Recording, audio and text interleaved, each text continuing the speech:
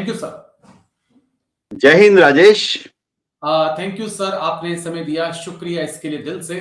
Sir, बड़ी जानकारी आ रही है राफेल को लेकर कि 114 के आसपास राफेल भारत फिर से खरीद सकता है। जिस प्रकार से स्क्वाड्रन्स कम हो रहे हैं, कहा जा रहा है कि इस महीने के आखिर तक, क्योंकि मैक्रो ने भी आना है फरवरी में, तो उस समय ये डील हो सकती है। क्या पॉसिबिलिटी आप देख रहे हैं, और कहां पर SU-57 या F-35 या F-16-21, ना जाने अमेरिका क्या क्या बेच रहा था, वो कहां रेस में छूट गए सब?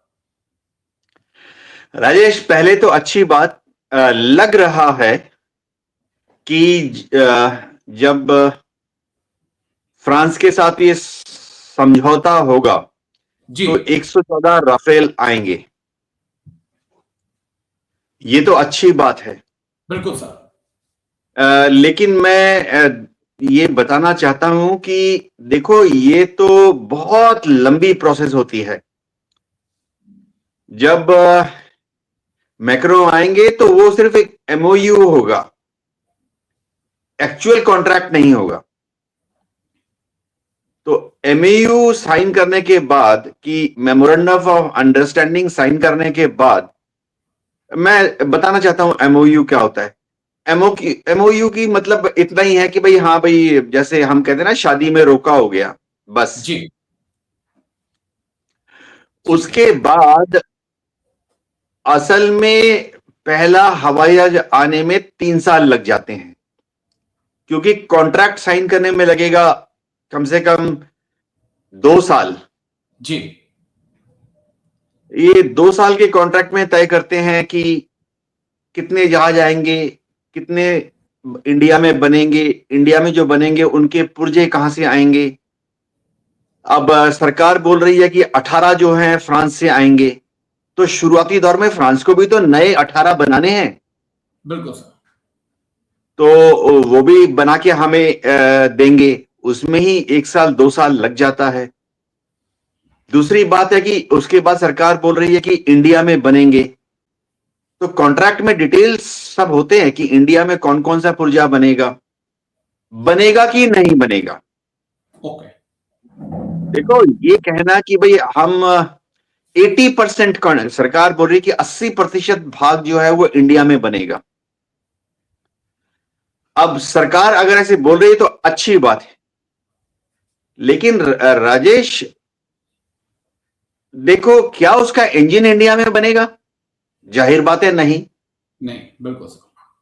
बहुत इंजन बनाना बहुत कॉम्प्लिकेटेड होता है। इंजन बनाना बहुत कॉम्प्लिकेटेड होता है। आज भी देश में जो गाड़ियां असेंबल हो रही हैं विदेशी, ज्यादातर के इंजन विदेश से ही आते हैं। ओके। हवाई जहाज के इंजन, ये सोचना कि हम रफाल इंडिया में बना लेंगे तो उसका इंजन इंडिया में बना लेंगे, ऐसा बहुत लंबा और कॉम्प्लिकेटेड प्रोसेस होता है। ओके। हमारे पास उस तरह की टेक्नोलॉजी नहीं है। एक 8वीं के बच्चे को बोलो कि तुम BA का सिलेबस पास कर लो, होता नहीं है ऐसे।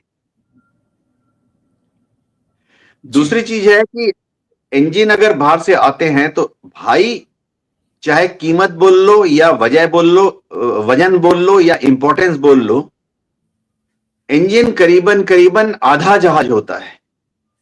बिल्कुल सर। तो मुझे समझ नहीं आ रहा कि भारत सरकार किस तरह से दावा कर रही है कि 80% भारत में बनेगा।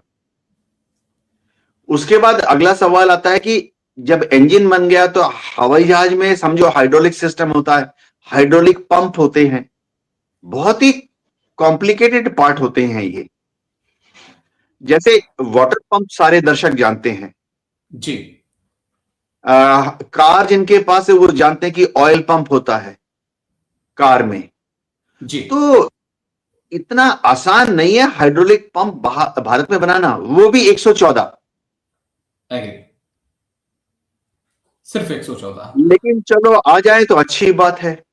जी लेकिन कितना, क्योंकि राफेल को लेकर बड़े सवाल उठे, ऑपरेशन सिंदूर में भी कई तरह की भ्रांतियां फैलाई गई, उसमें चाइना और पाकिस्तान का, यूरोप का, खासकर अमेरिका जैसे देशों का बहुत अहम योगदान था। राफेल को कोशिश की गई कि एक डाउन दिखाया जाए, कि भाई नीचा दिखाया जाए। क्या उन चीजों से इस डील के बाद राफेल निकल सकता है, एक भरोसा फिर से राफेल पे लौट सकता है? कोई कमी नहीं है राफेल में, राफेल ने बहुत अच्छा काम किया, लेकिन एक प्रोपोगेंडा का शिकार राफेल हो गया था सर। राजेश देखो, अमेरिका क्या चाहेगा कि भारत किसी दूसरे देश से फाइटर विमान ना खरीदे। अमेरिका बहुत जोर डाल रहा है आज तक कि हम अमेरिका से ही फाइटर विमान ले, कोई भी। अमेरिका तो हमें F-35 भी देने के लिए तैयार है। दूसरी बात है, राफेल बढ़िया जहाज है, सभी हथियार बढ़िया बढ़िया होते हैं, तो राफेल में कोई खराबी नहीं है। इसके खिलाफ प्रोपेगेंडा काफी हुआ है, काफी हद तक सक्सेसफुल प्रोपेगेंडा भी हुआ है। लेकिन देखो, मैं बताना चाहता हूं कि सभी सभी हवाई जहाज बढ़िया होते हैं। ओके।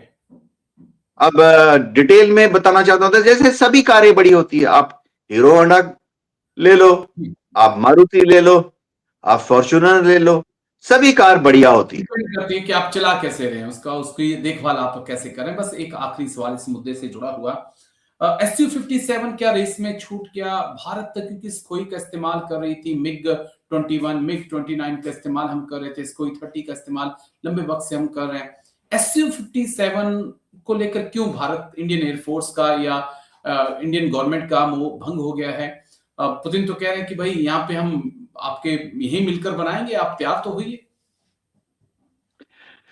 राजेश, भारत सरकार अभी तक अमेरिका की सरकार की इस आशा को जिंदा रखना चाहती है कि हम F-35 उनसे ले लेंगे, क्योंकि ट्रेड डील साइन हो रही है। अभी जी। तक तो ट्रेड डील अमेरिका के साथ जो है, ये तो फाइनल बातचीत हुई है ना। अभी तक छपके कागज नहीं छपे। कागज छपने में ट्रेड डील के अमेरिका के साथ और 2 महीने 3 महीने लगेंगे। तो भारत सरकार हमेशा अमेरिका को आशावान रखना चाहती है कि F-15 नहीं तो F-18, F-18 नहीं तो F-21, जो कि MiG-21 का ही और F-22 का हाइब्रिड बच्चा होगा, जी। F-35। हम अमेरिका को F-35 के लिए अभी तक मना नहीं किया है।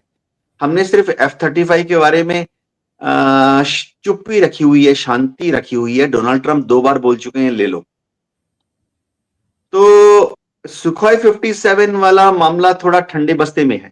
वैसे मैं बता दूं, अभी तक इंडियन एयरफोर्स ने भारत सरकार को ना तो F-35 लेने के लिए कहा है, ओके। और अभी तक इंडियन एयरफोर्स ने भारत सरकार को ना सुखोई 57 लेने के लिए कहा है। मोटा अंदाजा यह है कि अगर सुखोई 57 या F-35 पराठा है, तो एयरफोर्स पहले भारत सरकार को बोल रही है, हुजूर हमको पहले रोटियां तो दे दो। रोटियां बोला तो 114 रफाइल तो दे दो, उसके पराठे के बारे में बाद में बात करेंगे। कोई F-35 के बारे में सोचेंगे। पहले जरूरी है कि 4.5 जनरेशन का है, उसके बाद 5th जनरेशन के बारे में सोचा जाए।